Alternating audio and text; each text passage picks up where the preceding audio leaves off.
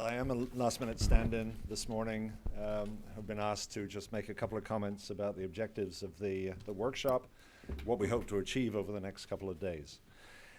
This is, I think, quite a unique opportunity that we have here today and tomorrow. We have a unique mix of practitioners, responders, researchers, policymakers, and with that kind of conversation, I think we have the potential to really make some progress. I just want to make 2 points, and then I'm going to hand over to John Crowley from the Commons Lab, who's going to get into more detail. The first point is to consider that really what we're about here is synthesis in 2 senses. One is synthesis of course, all the opinions and perspectives around the table, but the other is synthesis in the context of data, and thinking about the mass of data and reports that come in through social media and other mechanisms, and thinking about the problem of synthesizing that into useful information. And that process, I think, is really very critical in trying to make sense of what is actually, in many cases, very poor quality, may even be subverted, and trying to synthesize out of it something useful. And what I'd like to do is to encourage you to think about that in the context of time, where if you think of the very early stages of an emergency, in the minutes following the Big Bang, if you like, when the emergency has no identity, it has no hashtag, it has no name, and somehow we need to synthesize an identity for it from all of the stuff. Then, of course, in later stages, when the emergency has been identified, it's been given a name, it has some central focus, things become perhaps much easier. But how do we get through that first stage of synthesizing something useful out of what may be a very miscellaneous collection of information or data flowing into the agencies or whoever? So that's the first point. And in that process of synthesis, I think we have the opportunity to produce something that's reliable, to remove some of the noise, and to focus efforts very effectively. The second point I want to make is that we are here, I think, to decide on some priorities and see if we can reach a consensus. And out of all the different possibilities that we're going to discuss, ultimately, we'd like to end up with a clearly defined set of priorities. Now, the question, of course, is how those priorities are assessed.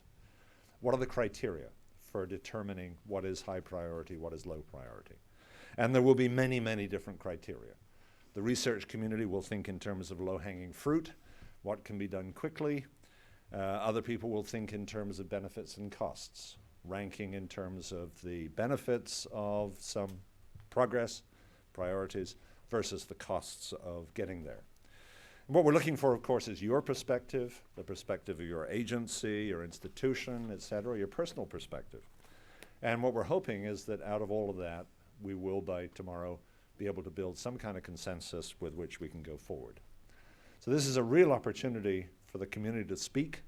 I hope it's going to work well, and I'm looking forward very much to the discussions. So I'm going to hand over now to John Crowley, who's a public policy scholar with the Commons Lab, who's going to take it from here. Good morning, and thank you for being here. My name is John Crowley. I work with the Harvard Humanitarian Initiative. I work with the National Defense University, and I have the privilege of being a public policy scholar here at the Wilson Center's Common Lab. By profession, I'm a technologist and a synergist, someone who tries to connect the systems between the formal and the informal.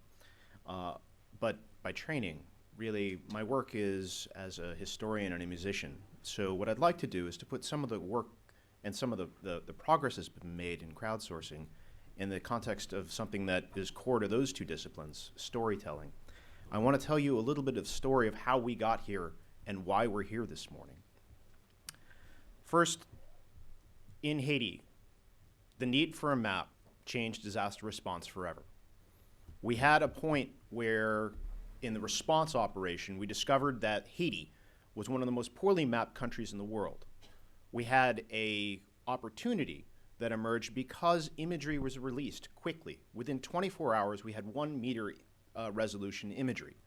That had never happened in a disaster before, let alone happen in a way that allowed for public use of that imagery and generation of what are called imagery-derived products, or at least maps. We also had seen a growth, in part mapped by our friend Dr. Goodchild, of volunteer geographic information, participatory mapping, of activities that had begun years before, which during Haiti reached a tipping point. We saw 640 mappers, mostly technologists, not necessarily cartographers, map Haiti in about 2.5 weeks. 1.4 million edits, done mostly by only 40 people of those 640. The US government cannot contract to map a country in 2.5 weeks. It was done, the data was available, it became the fundamental base map on which the response was planned. USAR teams used it, the UN used it as this base map, even NGA started looking at the data and looking at how it could be used for the operation. Haiti went beyond that. What we saw was the beginnings of a communication, a two-way dialogue with affected population through social media, and then through platforms that were put in place, like the Emergency Information System, and now the very well-known Ushahidi platform. We saw activities that began to emerge on different types of crowdsourcing. Not only did we see the participatory mapping and the work by a community to come together in essentially a wiki-like format, but for maps, but we began to see the use of citizens as sensors, their ability to provide data into the response. We saw citizens as translators through the 4636 initiative, which mobilized Haitians to translate some of the sensing data that we got in from Creole into English. We saw work beginning to aggregate that data and make sense out of it through the Ushahidi at Tufts initiative, which brought together about 250 students through the Fletcher School to take the data from the maps, to take the data from 4636, and to put it into a context that people could begin to fuse and understand at least some small portion of what was going on. That type of activity, that type of crowdsourcing was a new capacity. But what we saw were, in terms of building this out, of creating a capacity, a lot of consternation within the US government, within agencies that were looking, so how do we connect to this thing? What is this thing? How do we trust the data? How do we begin to use it for our own operations? How do we make it accurate, reliable, sustainable? Things that a government and a formal system require of its partners. Now, there was also a lot of questions of whether all of this impact actually mapped, or the impact made actually mapped to the hype that was out there. So there was, I think, at least some understanding of what kind of interface needed to be created, how we needed to connect to these groups. And I think the answer to that self was found within the Haiti response. We saw that the interface to the US government was quite weak. In fact, I was at that moment. We tried to bring a Tiger team into Southcom, US Southern Command, to connect all of those crowdsourcing initiatives into the Emergency Operations Center in Miami. It didn't work. The system was not set up to allow for that interface. In part, we are still trying to figure that out. Now, several people in this room asked, what next? How do we fix this? What situations, what particular contexts, what particular policies do we need to confront? That work began at the Crisis Mapping Conference in the fall of 2010. NGA, National Geospatial Intelligence Agency, and the State Department reached out, and they created what I think is the first interface. That was, how do we take the commercial imagery that the United States government purchases and release it to the crowd? How do we get that out so that we could create that same, or catalyze that same reaction that we had at Haiti? Next, we saw USAID contract with the Humanitarian OpenStreetMap team to catalyze participatory mapping within the context of Haiti. In that same time period, over these past 2 years, we've seen other governments make great headway. Indonesia, through the Australian-Indonesian Fund for Disaster Reduction, started working on participatory mapping. My friend Nigel Snowd here just told me a little bit about work that just happened in the Philippines. So how do we begin to take that same type of capacity and bring it home? Why can't we use these successes here? We already had some work long ago, as I think David Applegate will tell us. USGS had started working on citizens and sensors. Did you feel it? The work within earthquake response. We started seeing some work in taking agencies that already have enormous numbers of volunteers working for them and trying to tie them in. The Civil Air Patrol has over 60,000 uniformed volunteers that function as auxiliary members of the U.S. Air Force. We're beginning to look at methods to catalyze that with FEMA. We've seen agencies begin to use competitions. On the Americas Competes Act, it provides a contracting channel for the winners to be able to take ideas that through competition are winnowed down to a solution that matches some challenge. And we're seeing particularly HHS begin to start making use of that. So where are we today? Today, I think we are at a place where we have a whole of government approach that's still struggling to get an interagency process, now facing the challenge of not only having to deal with some crisis, but also have to expand out to whole of government, which includes not only the government, not only its traditional partners, but also a huge range of non-traditional partners. And what we're here today to do is to begin to look at the legal and policy issues that have emerged on building out that whole of community effort. Now, we have found incredible challenges. We have found, we found some incredible champions, many of whom are in this room. Now, they have been facing incredible challenges. The technology is easy, but the legal and policy issues, the issues that we have tried to scope this conference around, are things that are really quite difficult. Can we trust citizen-generated data? What is the proper relationship of a federal agency to an individual citizen in a feedback loop during a response? How do we manage the security risks of this data and potential engineering of that data to drive government decision-making? How do we begin to move forward and make this capacity, this crowd capacity, something where, because we are more connected, we become more resilient? How can we make that into a reality, particularly as we begin to face a world where mega disasters are a real reality?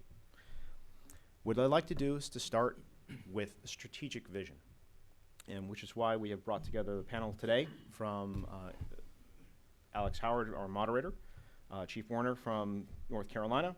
We have Bruce Heinlein from National Geospatial Intelligence Agency, and David Applegate from the USGS and the White House Subcommittee on Disaster Reduction. With that, I'd like to open the conference. Thank you for your time.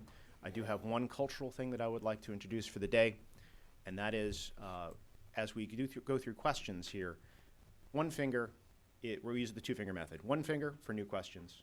Two fingers, I'd like to follow up on the current question. Thank you.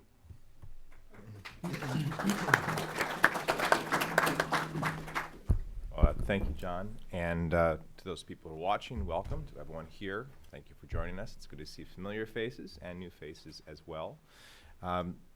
It's an honor to be here with people who are working on the front lines virtually and physically. It's certainly been remarkable to watch the line between the two dissipate over time, the past several years. That used to be, the online world was something that people talked about as being virtual, as being cyberspace, as being profoundly different. Now when you go somewhere, you can see people's updates, posts, tweets, pictures, videos pop up. In this community, I hear it often referred to as crisis data. And it contributes to something that is important to people's mission, that being situational awareness.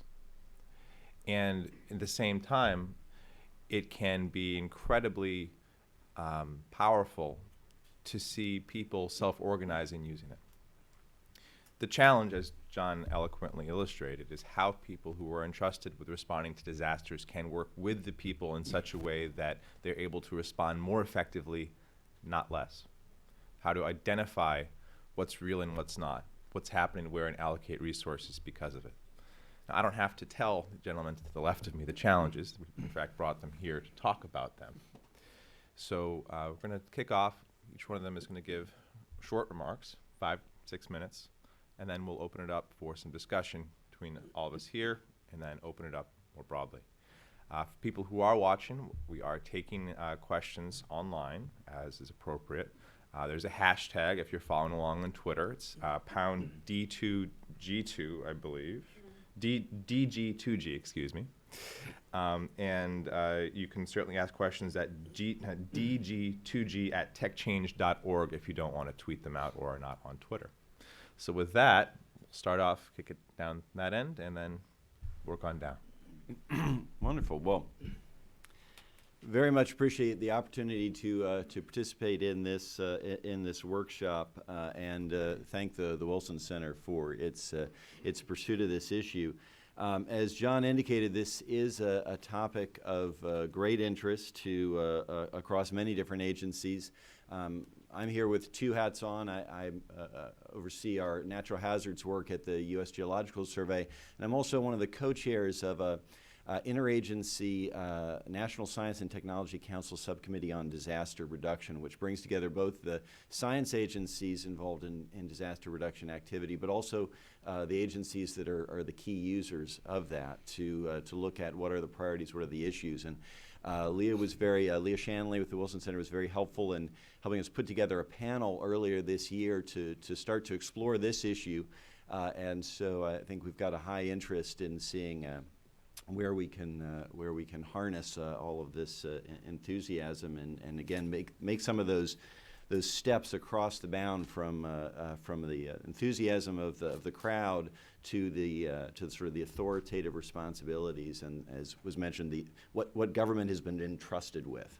So I'm just going to focus my initial remarks on how we at USGS are seeking to leverage social media and crowdsourcing to carry out our mission and deliver our science, particularly in crisis. Our challenge is how do we get the right information to the right people at the right time. We've got responsibilities. For those who don't know the USGS, we have the direct responsibility for issuing alerts and warnings for earthquakes, volcanoes, and landslides for the geologic hazards.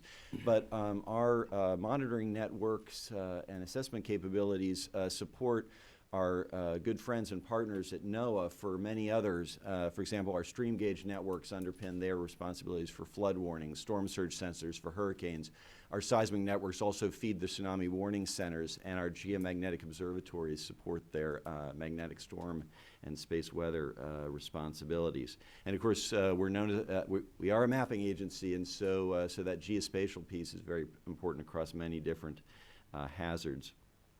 We maintain a monitoring infrastructure for each one of those hazards, and I think the opportunity that we see here with crowdsourcing and with the engagement of social media really is that this is a new infrastructure. And how do we use that, how do we harness that to be able to augment the existing infrastructures that we have? Crowdsourcing is likely not going to replace a hardened network that has to absolutely be there and be delivering information in the crisis, but it very much can extend that with many different advantages associated with that. And when you're engaging thousands of citizens, you're absolutely going to see a lot of other benefits in terms of building awareness about natural hazards, this whole notion of citizen science that was mentioned before, the educational value of it, the new avenues for risk communication, for mitigation, and I might add, as a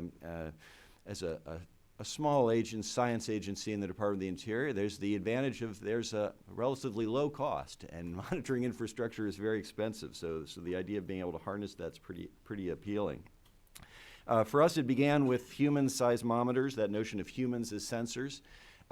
We've been collecting reports on how people experienced earthquakes for decades. Used to be literally sending out postcards. But for the last decade, it's been through the web. And we've had several million people come and tell us if they felt it, or did you feel it system. That information we aggregate domestically by zip code and globally by city. And actually feed it right back into the kinds of situational awareness products that we're delivering. We call them shake maps. that are based both on our instruments, but then also on what we're hearing. And we've got good indications. We can compare it where we do have sensors, and human seismometers turn out to be pretty good. We've had over 2 million people come and tell us this.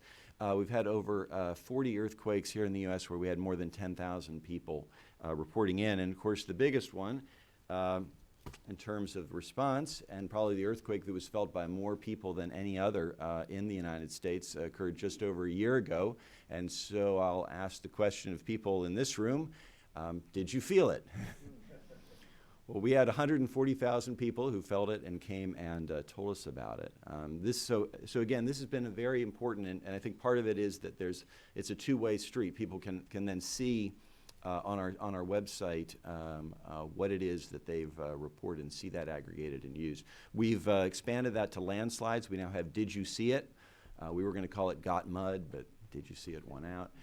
We're also looking at this for potentially for volcanic ash as well as for flood inundation. So there's a lot of neat opportunities here. But we've also recognized that as great as it is to get people to come to our website, tell us what they experience, people are doing that, doing that act a lot faster, and they're doing it through Twitter. Now, it's not really detailed information that we can necessarily turn into an intensity scale. It's usually sort of along the lines of OMG earthquake. But nonetheless, it is very quick. And so we have a two-way opportunity here, again, both to get our alerts out very quickly into an area where, essentially inject it into an area where there's lots of communication going on and lots of questions. People actually want to get hold of that authoritative information. But it's also being used by our analysts. We can use the geocoding in it and be able to get sort of a heads up, especially for global earthquakes where the seismic waves may still be traveling to the global network of seismometers, and to again have that sort of qualitative information that can augment what we already do. Just two other aspects of crowdsourcing that I'll mention very quickly. One is trying to use the crowd to enhance our existing infrastructure.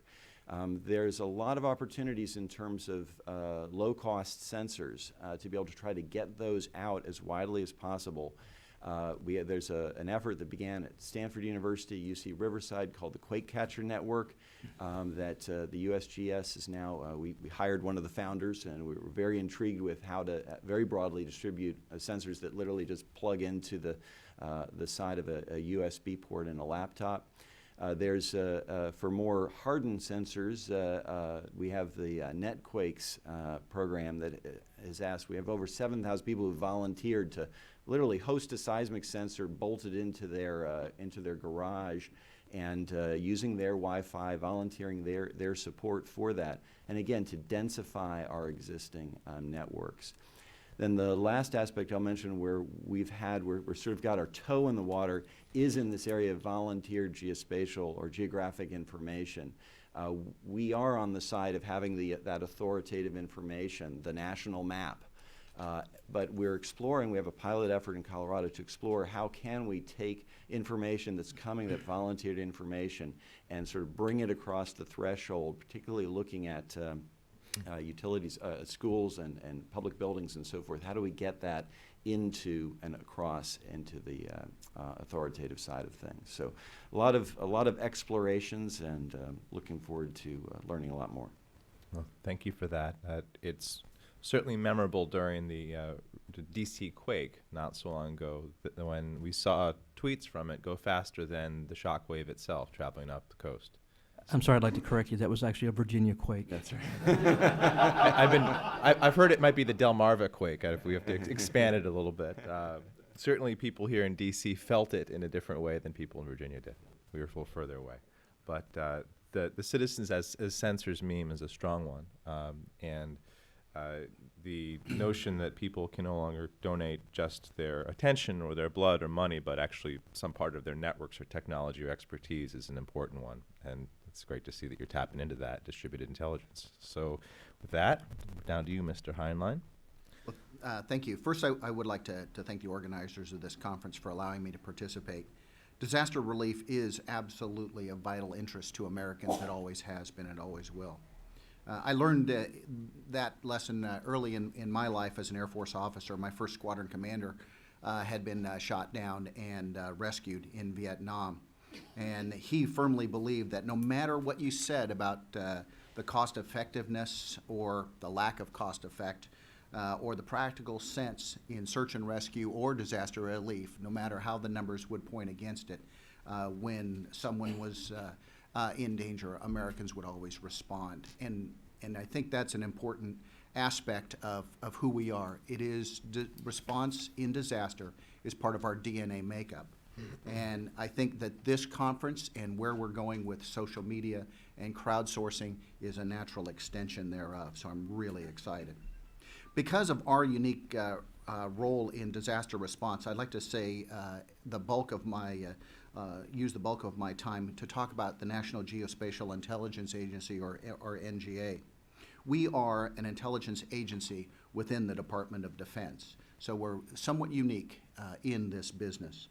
Our mission is to provide geospatial intelligence, or GEOINT, and safety of navigation information for the Department of Defense and the federal government. GEOINT is the intelligence and information provided by the study of satellite and airborne imagery, geography, human geography, and some of the earth sciences. As America's supplier of imagery products, we have had a long history in supporting disaster relief efforts. Whether in the United States or abroad, decision makers have always wanted imagery in the wake of disaster, and NGA and our predecessor organizations always provided that. Initially, we used classified imagery, which is not suitable for disaster relief. Then shortly after, we began making disaster maps that could be released at the unclassified level and used by disaster responders. By law, the National Geospatial Intelligence Agency can only provide support to the lead federal agency. What the lead federal agency chooses to do with that information is up to them. And so we do participate at large levels, but that is our restriction by the law. During and after Hurricane Katrina, the level of NGA support for disaster relief efforts increased to its current state. Today, our agency deploys personnel and specially designed equipment to disaster relief situations wherever needed in the United States, and we have a strong relationship with FEMA and a permanent presence within their agency. In disaster, NGA provides both reach-back and on-site support. Most of our imagery exploitation services are provided from our offices in Springfield, Virginia, and St. Louis. We did feel the earthquake. And the data is then provided electronically to the field, and this is important in that it reduces the footprint of personnel at the disaster site. And if you are like the chief and you have to feed, house, care for all of these folks, it's always good to have them further away from disaster. But we do always provide the capability to have personnel, and most frequently do have them deployed with FEMA or whoever the lead federal agency is in the disaster in order to work with and provide tailored products and respond to time-dominant demands. The events of Joplin, Missouri, the Missouri River flooding, and Hurricane Irene coming in quick succession forced NGA to address our support for disaster. That, combined with a direct tie to our vision of online, on-demand GEOINT support, NGA began developing specialized desktop and mobile device applications specifically designed for disaster support. Currently, NGA is fielding a number of applications in the unclassified environment for disaster relief that include the capability to provide GPS-referenced critical infrastructure maps, GPS navigation referenced maps for critical infrastructure, and correlation of population data and damage assessment. Remind you, I was told to stay within my 5 minutes, so you have to ask questions if you want to know what some of those things are. Since 2010, social networking and crowdsourcing have played an increasingly important part in our mission space, however. The initial in-disaster use, and this is why this may be germane to the discussion for the rest of the day, our first in-disaster use of crowdsourcing and social media was during Hurricane Irene, when the weather did not improve, and both Civil Air Patrol aircraft could not image because they couldn't fly, and the high cloud layer prevented satellites from imaging. So we were in a image deficit operation in a really expensive and a dangerous storm. And as a result of that, we brought in social media for the first time. And that did provide us a level of situation awareness, which was significant and quite useful. Personally identifiable information was stripped from the data, as it always is for us. And then the data was used to provide location and information only. What is your disaster? Where are you located? In cases where, so it provided a situation awareness first, and then if it warranted a disaster response, the responders were provided the information. Because of the experiences such as these, our agency realized similar support for outside the United States was also useful. To that end, my office in NGA and the United States State Department co-host the Worldwide Human Geography Working Group, which is a external to the United States, internationally focused group that, in short, will hope to provide critical infrastructure and worldwide data for disaster relief internationally. Thank you, and I look forward to your questions. Thank you. And yes, to you, sir. Well, just to make one correction, I'm Charles Werner, the fire chief for the city of Charlottesville, Virginia. The reason, therefore, claiming the earthquake that occurred closest to the city of Charlottesville than any other independent city in the country, which dramatically... I can verify that as an authority. Right? Which dramatically changed my day on that day, as well as my resume. I had never hoped to have an earthquake to deal with, but that changed. First, I'd like to thank the Wilson Center for conducting this session on connecting grassroots to government for district disaster management. Again, this is the second opportunity I've had to participate. It gives the opportunity for policy to come together and talk with actual first responders, that we can give the input from the field as to the realities that we face, the challenges that we see, and the needs that we have, and hopefully to come up with a policy that really brings together all those thoughts and ideas in a way that is meaningful to all of us. The first thing I'd like to talk about is the need. I think that we've seen over the past few years, through whatever disaster it may be, there's a growing need to be able to utilize the social media in a way that it informs us, that it gives us an idea of the magnitude of the emergency that we're dealing with, the number of people that are being affected, and where they are. One of the things that I found more recently that was interesting, as we're working on a project in Charlottesville, Albemarle University of Virginia, is I read somewhere that almost 85% of data has a geospatial component to it. In other words, it's happening somewhere. Having said that, I'd take the next leap forward to say, without the use of social media and GIS in our decision-making today, I would say that it's almost getting to the point where you could consider yourself irresponsible of not taking those tools into advantage. I'll give you just a quick story as far as the need and the value. It goes back to the USGS, and I'm listening to these guys sitting next to me. I'm thinking, boy, I want to party with you guys because they got some really cool stuff, which we'll talk later. But on the day of the earthquake, I had taken off to be home with my son, and suddenly the earth shook, and my house shook, and some noises that I'd never heard before. I'm not sure if that was from the house or from me. But in any case, immediately thereafter, I was going back to work, knew it was an earthquake, didn't know the seriousness of it yet or the magnitude as far as scale. However, within minutes on my way to back to work, I received a USGS alert, which I receive regularly, not thinking I was going to have to look at one for myself, but immediately knew that I had a magnitude 5 point something to deal with, which kind of adjusted up and down. Which meant, okay, things are going through my head now. What do we have to do as far as protecting people? What about aftershocks? What about property damage? Those kind of things. So again, you start seeing how this pieces together. Regardless whether it's been an earthquake or a tornado or a wildfire or a volcanic eruption, we're seeing more and more that social media has an impact on being able to provide us quick information in ways we never imagined. And now we're seeing things like Geophedia and some other things that are giving us these amplified voices of people from an event that's occurring, whether it's the Olympics or it's Egypt. It's timely, it's real, it's giving us a sense of things we never had before. So it's exciting. The opportunity that I see now is we're at a point of convergence like we've never been before. We have the need, we have the technology, and now we have affordable devices in almost everybody's hands that can see things from a text standpoint, from a geographic standpoint, from an image standpoint, from a video standpoint. It's amazing. So we have this unique opportunity to deal with it. The effort's underway. We already know that DHS, through Science and Technology, through FEMA, and other organizations are working on things to figure out how do we address the information coming in. We have the opportunity of the next generation 911 that's being developed, as I'm on the SAFECOM Executive Committee as well, and we're trying to make sure that we address the preparation for and deal with the social media. Because at the same time there's great opportunity, there are some concerns.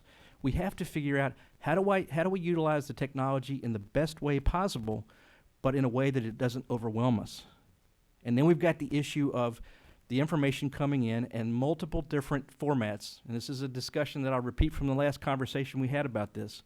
We still need to be engaged more with the innovation companies that are developing the new applications. We need to develop some kind of standardized format that allows us to do an entry in one place and access all of them, because I in public safety have a limited budget. I don't have people that can learn every new application or social media app that comes out to take advantage of it. And the other thing that happens is that we have one that comes up and is very popular, and in the next year, it goes away and something takes its place. We can't have that constant change and think that we as government can deal with it effectively with the limited budgets that we're already facing. So that's the challenge. The precautions that we have to watch out for are to make sure that we can monitor the information in such a way that we also detect misinformation. What we've seen is the power of social media has become so great that if the wrong message gets out, or if somebody's account is hacked, how do we quickly redeem ourselves or correct that message so that we don't have a significant event that occurs because of it? At the end of the day, when we all come together to discuss this, it's an issue of policy, it's an issue of innovation, it's an issue of the actual boots on the ground being able to understand how to use this technology in the best way possible. And we're already seeing with many of our federal partners what they're doing is great stuff, and we're able to leverage it in ways that we never imagined. So from a public safety responder, I thank you for the work that you all have done that is helping us in so many ways. I hope that we can continue to explore those opportunities to figure out what's the next step that we can go in together. And I'll just put one shameless plug in. If I were going to ask one thing to be considered is maybe separate feeds of data that are not impacted by public demand as far as on the servers. Because we as public safety need to have that information and we depend on it, but if there's a demand so great that actually blocks out the number of attempts to get into it, public safety then loses that valuable tool that they have on an everyday basis. So with that, I thank, again, the Wilson Center for allowing me to be here to participate and speak from boots on the ground perspective and continue the discussion. Thank you. Brought up a lot of challenges, a lot of issues, not least that, as you say, the resource of these streams of conversation of people sharing has become quite important. As you say, nearly irresponsible not to use it, which puts private companies in the interesting position of being hosts for public speech, hosts for an important resource, and being, to some extent, infrastructure. Something that perhaps people wouldn't have thought would be the case with social networks 5 years ago. And as we're seeing right now, YouTube can also be a channel for speech that makes people uncomfortable, or images that makes people very uncomfortable, and that puts companies in also a difficult position. I don't think we're going to resolve those challenges this morning or even years from now, but certainly appreciate what all three of you brought up in terms of the opportunities and risks and how you're using it in your work. So I think we have about half an hour now. Certainly appreciate you all keeping your remarks as concise as they were, considering how much information we covered. We have a number of questions before us. I want to get to a couple of those and then to open it up, because there's a huge untapped resource of people here sitting around these tables. But if you look more, and I'll start with you next to me as someone who's quite literally on the ground, what are the information needs that you have that are currently not being fully met by the existing systems that lead you to believe that social media is important as it is? And what resources or policy changes would you need to be able to more effectively leverage them? Wow. Well, I think that the information that we need is information that is useful from a standpoint of what's happening, where is it happening, that it's timely, and that it's credible. I think that's an oversimplification of the points. What I see as an issue is that we also have to deal with how do we get the information out in ways of applications or other types of ways to communicate in a way that we don't overwhelm ourselves with an expectation we can't meet. In other words, we have to be careful that people think immediately they can use a text message to create a 911 call at this point in time to places that aren't ready to deal with it, because if they believe an emergency response request has been made and it hasn't, then somebody's life is in danger. So it's that reality meeting capability that we have to manage. And we have to deal with policy. How do we deal with policies of the social media networking within our organizations, with our community, and so forth? I think that some of the things that we don't get that would be helpful in a way that we can engage the public, and what I'm working on currently is to create a crowdsourcing map, if you will, just kind of oversimplify it, but the idea being that when we have a wet microburst or a tropical storm that comes through or a tornado that touches down, that we're able to leverage that community and say, what we want you to do is to be able to collect information for us. And do it in such a way that our thought process is to create an app that's available on Android and iOS Apple devices that we can leverage what people have already, to go out in their front yards or in their neighborhoods to take pictures, to document what it is, to tell if there's wires down or not, just a collection of different information that we want them to tell us, so that, one, we're able to see the order of magnitude of the storm much more easily, that we have documentation for FEMA and all those things that come with it, and we just have a better way of seeing what's taking place in our community. We've had 3 wet microbursts. I know my first day as fire chief, we had a wet microburst, which is one step below a tornado. We had one 5 years later, so I figured I'm good. 5 years later, I'll probably be retired. 2 weeks later, we had another one, so that didn't work out. So I'm beginning to see that one of the things that we had also that works out is that by taking advantage of these things, we're able to impact the workflows of other organizations. And let me give you an example. In the past, a windshield survey would be what we have to do to collect the information from our community. Now, if we can engage neighborhood residents and we train them and we use neighborhood associations, we create an engaged public. They become part of solving the problem, helping identify the problem, and not so much just complaining about it. But it goes a step further. Take that information now in such a way that they identify the damage, they identify that it involves power lines. Now that information that we're actually geocoding and mapping simultaneously by the application, it also means that our utility partners like Virginia Power get that information as well. They see order of magnitude of storm. They actually see the damage and if it involves their power lines, and they're able to take advantage of that, which means their workflow improves. So when you start seeing all these pieces come together, it starts changing how we do things, and it does make a direct impact. The reverse of that is we would take information, we'd do a windshield survey by driving out to the community. One of our people would call back into dispatch and tell somebody. They would call Public Works, and they would log it, and they would put it on a map that they would try to share somehow, maybe through PDF or otherwise. Now we have the ability to direct into a mapping application, share that with everybody that needs to be involved, and suddenly within seconds we have shared information in a way that has never been done before in seconds without saying the first word to another person. Thank you for that context. If you look at the historic sweep of this, and you've talked about human seismometers, what are some of the ways that technology has changed the context for that, and where do you anticipate this moving in the next 5 years? And I ask that because it seems that many times in this space, particularly in government, that there's a gap between the capabilities that exist out there and what government is taking advantage of. Anticipating where we might be, not saying there'll be a new social network to go and flood onto, but certainly where we're going is to be even more connected, certainly. What do you anticipate changing, and where are the holes in the policies that you see right now, based upon where we've come from, that we'll need to think about?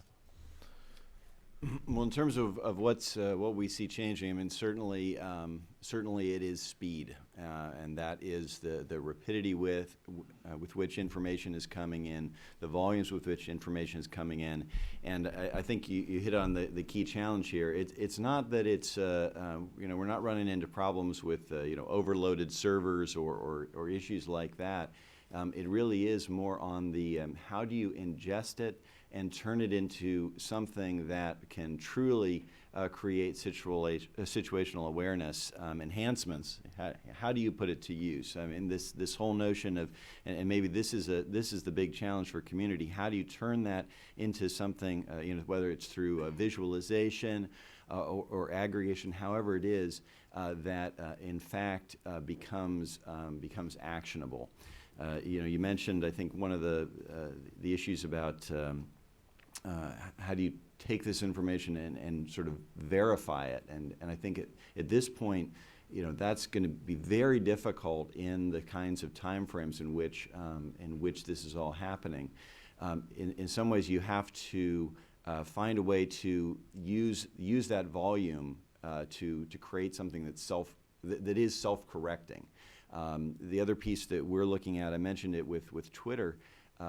It's not that this replaces in any way the need for authoritative information. Indeed, it sort of amplifies the hunger for that authoritative information. So, how do we get our information injected into the stream, for any of these different hazards, so that if things do start being, whether through malice or simply the sort of typical viral, people not sure what's going on, they latch on to something. How do you actually use this as a way to redirect and focus that? So another question, I'll bring it to you this time. Couldn't help but notice that your title is the Director of Human Geography, another fascinating context. We're trying to map out where people are, where they might be going, what's happening to them.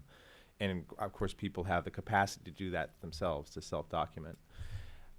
But it's come up a number of times now that there is concern about verification. These networks, maybe the old adage is reversed. You verify, then trust. What systems are being developed to help do that? And where do you see the green shoots in terms of that becoming a capability that people like the chief to my left will have in their hands when they need it? That's the $10 million question, isn't it? Thus far, and in disaster in the United States, going back to Irene, et cetera, we've been pretty trusting of the data. It's been reasonable amounts of data. They were could be, to a degree, verified somewhat locally based upon the geotagging, et cetera. There wasn't a big concern, at least initially, for the veracity of the data. Of course, now that it's out there, now that there's more of it, hence the concern. If you look overseas, if you look at some of the other situations, it's of grave concern. Within NGA, when we look at social media, we have several methodologies by which we try to look at the accuracy of the crowdsourced data. It has heretofore not been a large problem. We have not seen a lot of bad information. Another part of that is that as a search and rescue pilot myself, if we are sent out or if you have a text or a tweet from somebody and you have a location that you're going to go do a rescue, you're not going to do the rescue based on that sole piece of data. That may be the locational data, but of course you're going to use all of your other organic activities, and you're certainly not going to trust elevations and those sorts of things. So I think one of the large points is going to be the planning that goes on with social media provided data, whether you are emergency responders on the ground or in the air. The other thing that has been said twice already, and I think is really important, is that social media is not going to operate by itself. It will not be brought into the verified systems quite rapidly, et cetera. So At this point, we don't have, and I don't anticipate we will for a while, have crowdsourced data flowing into the government's exquisite government systems, whatever those happen to be. We have to work our way through that. There are a number of activities that you're aware of probably where we really have to look at the not only the quality of the data, but certainly at some point somebody's going to try to put in bad data. We need to be able to source that, and NGA is really looking at a couple of ways to explore that. Yes, social media, et cetera, can be self-correcting, but if you have the one bad piece of data and that's the one piece of data you're working on, you're really working off a data point that could be way out there. So we don't want to put responders and rescuers' lives in danger because of that. And then the other side of that, and we deal with this in the Worldwide Human Geography Data Working Group, where we get data from not only nonprofits and other governments. We really have not determined yet how we're fully going to move forward with incorporating that data into the formal data repositories that we use within the United States government or the United Nations or the World Bank, et cetera. We have lots of data out there, doesn't look like each other, and may not fit as nicely as we would like if we were building a government solution, but we're not building a government solution. We're pulling disparate data together, and we have to look how we're going to do that. But this is a really big challenge, and I think that one of the things that could be extremely valuable from this group, from this look, is a kind of a common way forward on how we might do that internationally and domestically. And I'm not sure I answered all your questions. I'm not sure that we have answers to all of those. But it is a big concern because at one end of the spectrum, our responsibilities within NGA are for safety of navigation, safety and security for United States government, for defense, and for whole of government. And those data cannot be compromised. And so when, as you're operating social media on within the disaster response, that's fine. When you look at pulling it into the larger databases, there's going to have to be extreme scrutiny there. And I know that Congress has talked about it very briefly. We had a discussion about that yesterday. And within our own confines, we are looking at how we're going to do that. And it's not fully known yet. And if you're looking for a place to explore, I would certainly sacrifice Charlottesville to help you with that. So I was going to make a quick comment, and certainly on attitudes. I think it's safe to say all three of you have articulated a positive attitude towards using this kind of crisis data.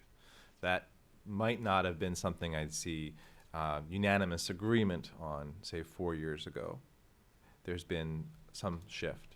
Do you think that attitude, that these networks and the people on them are a resource to government that can be worked with, has penetrated through to all of your colleagues on the ground or to people throughout federal or state government? And if so,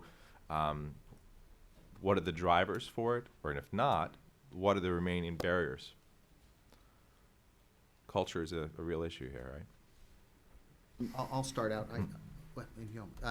I'll start out by saying that within NGA, we are really looking at social media as a reality. And again, I'll go back to the little war story of, traditionally in NGA, we want to use great imagery of wide areas after disaster. But after a disaster, a lot of times the clouds don't burn off. So Civil Air Patrol imagery has been added to that because they can operate below cloud levels, and that's a different kind of imagery, but we've done that. We are very seriously thinking that social media is going to be that first layer in the future, because as the hurricane is hitting, as the tornado is going on, I am getting tweets. No emergency response is going to happen while the tornado is on the ground half a block away, but you can get that. And so we're looking at that being a level for this type of information. The other thing that we always say is during our Virginia earthquake, I had just landed in Omaha, Nebraska, and got on my cell phone, which has, of course, a 703 area code, and I had no access to phone. And so that the bigger the disaster, the more interest in a disaster, the less chance we're going to get this data through. I will say, as an aside, NGA is actually addressing this. So some of the things that we are doing in applications and that sort of thing are going to be irrespective of terrestrial-based GPS, et cetera. Because when we send Charlottesville Fire Department out to find you in with a GPS and in a GPS contested environment, i.e. the cell phone data is bad, we have to build applications that are going to go straight to the satellite. So back to the original question, I think we've largely accepted that in many respects. Our work with State Department and the OpenStreetMap and some of the stuff that's been done overseas in crowdsourced mapping has worked very well. And I think these are going to meet a lot of requirements for a lot of people, because it doesn't matter how many imagery analysts we have or how many cartographers we have, we will never have enough in state, federal, tribal government to meet all of the requirements. And people on the ground have, generally speaking, have a very much a wedded interest in this particular environment. So I think it's quite promising.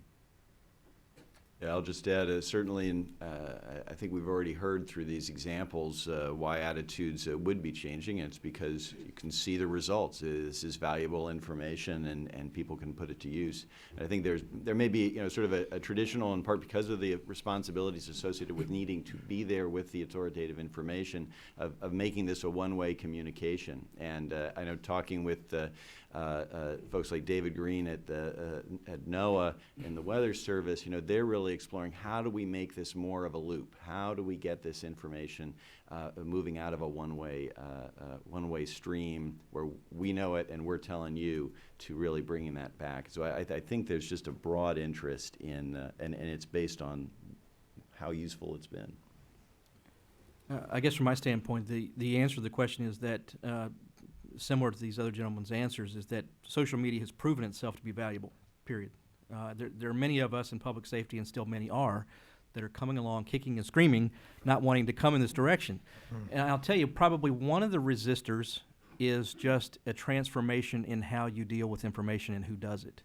With the limited government structures that we're under, the reducing budgets and all those kind of things, it really does become difficult when you're trying to determine what are the core competencies that you've got to deliver. The other part of why this is changing is because it has worked, people have used it, and there's now a new expectation by the public. So if you're going to be successful in my job or other people's jobs, you meet the needs of the public, or they find someone else who will. So that's the change. So speaking of the public is active on the Twitter back channel, and many of the public are here who are tweeting away too. Well, can say that, but good. there is a challenge, and I think as you all know, expectations have shifted, and the expectation in many cases is that people will be listening when that citizen asks for help on these networks. There was a Red Cross study a couple years ago when they had a crisis data summit here in DC. Updated last week. Thank you for the heads up, Nigel. So if you go online to redcross.org, you'll see the updated study, but found that a majority of people, when they post an update and say, I'm in need, something has happened to me, expect help within an hour. That opened some eyes in first responders' worlds. Now, I don't know that the challenges that were articulated by the various public health and first responders, the officials that came there, have been really met, which is that there is a capacity with respect to staffing that comes with that.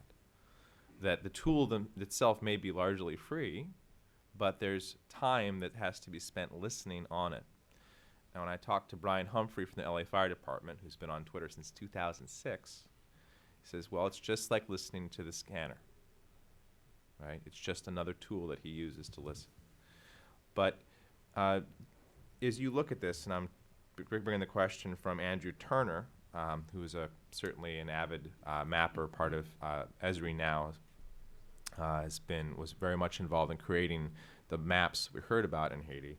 How do orgs and government address the citizen expectation that people share data about where they are, what they're seeing, what they've experienced, that they'll get information back, including a response. I mean, clearly the ground has shifted, so to speak.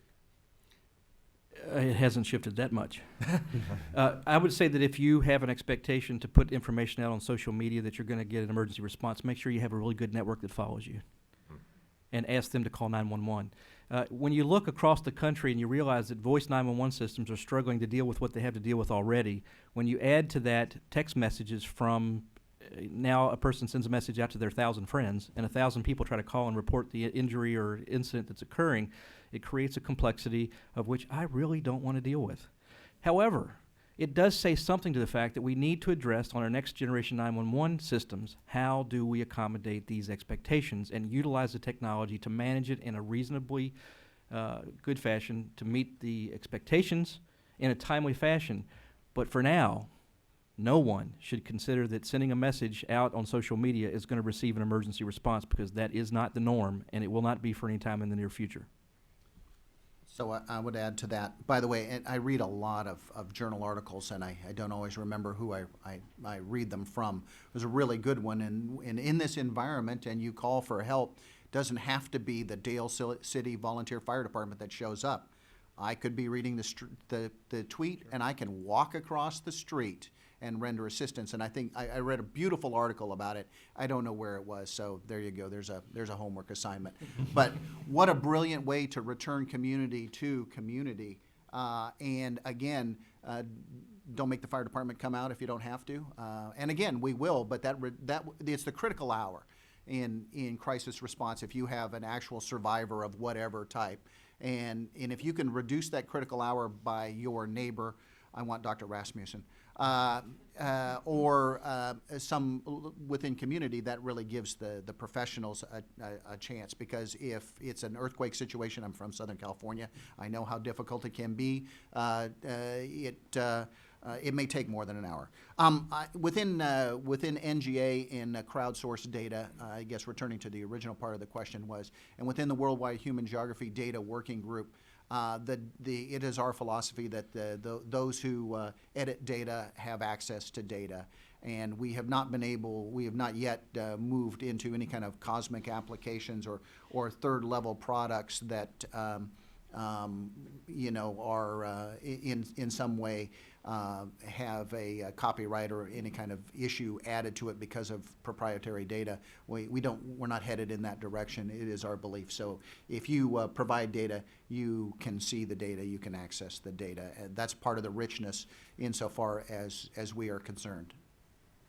Speaking of having access to the data, one of the things I've heard from people on the ground is that utility companies have data themselves. And there's still a significant information sharing issue, right?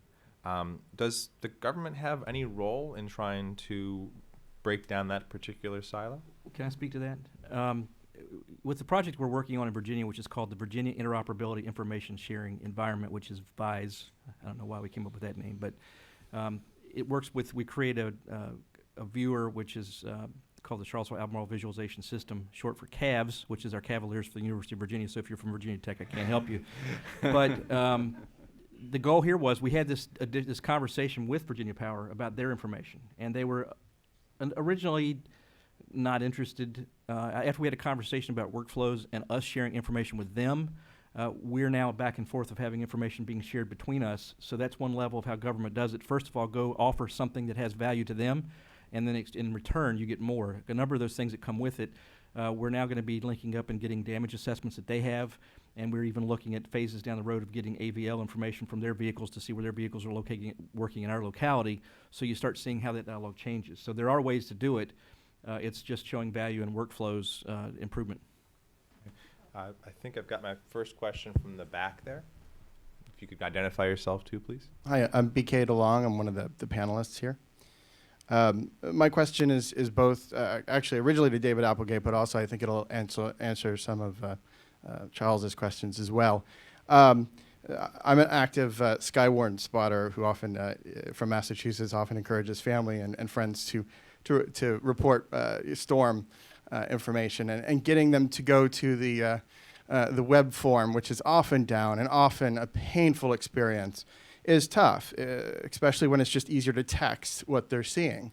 Or people who say are experiencing the earthquake to just text their friends or send a text to Twitter when they can't go to the web form a web form to post something, or to the web form to post whether they've felt something.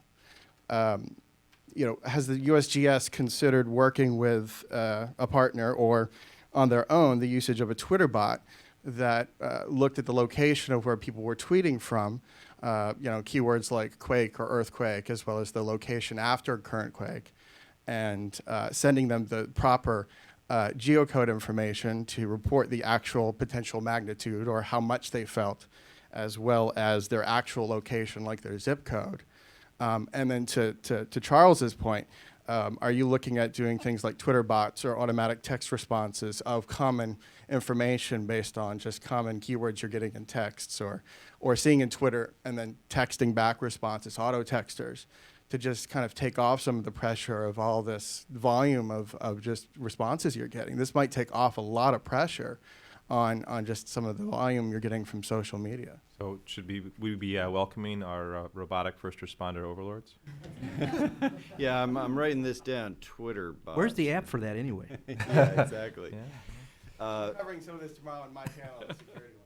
Great. Well, no, this is, I mean, to say from the USGS standpoint, this is all very much part of this sort of exploration that we're involved in with how to harness Twitter in both directions. We have what's called the TED, or the Tweet Earthquake Dispatch, that folks can, so I guess that's at USGS TED. Folks can sign up and they're getting our earthquake alert, so they're getting that authoritative information in a tweet response. But we're also, we're using the geolocating. Of course, there's issues, Privacy Act issues. We have to strip off the any personally identifiable information and to be able to pull in, but use the geolocating to be able to provide again, sort of a qualitative but first look that our analysts are making use of at this point. We're in the process of turning that into something that we really can have as a additional operational system, again, a new infrastructure. We're sort of working through that. Again, the even bigger challenge is how do you take not just we search on like earthquake and shaking in many, many different languages to try to cover as many different parts of the globe as possible, but how do you actually then take the additional information that's in there that actually is that key, could really add some situational awareness? How do you try to harness that? And again, we've got a postdoc who's looking at these sort of visualization issues and so forth to make that useful for not just us on the science realm, but for the people who can actually do something with that information. So while I regret doing it, we've actually hit the first mark here for an hour-long conversation. So I have to thank you all for your time and your perspective. Thank the people who participated online for the same, and then remind people that there is an active online discussion that's distributed across countries, states, federal and local government, first responders, citizens, NGOs, that this is not just about one of those entities, it's about all of us at this point. We can all see what's happening in real time now if we have access to these networks. So the question is what we do together to address the issues. And I'm very much looking forward to hearing what comes of these workshops. I'm glad that this has now become a strategic imperative to do it better. And I'm certainly looking forward to what comes from later today. To people who are watching online, we're going to take a short coffee break here, and then I think at 10 o'clock we'll be back on with more of today's program. So thank you.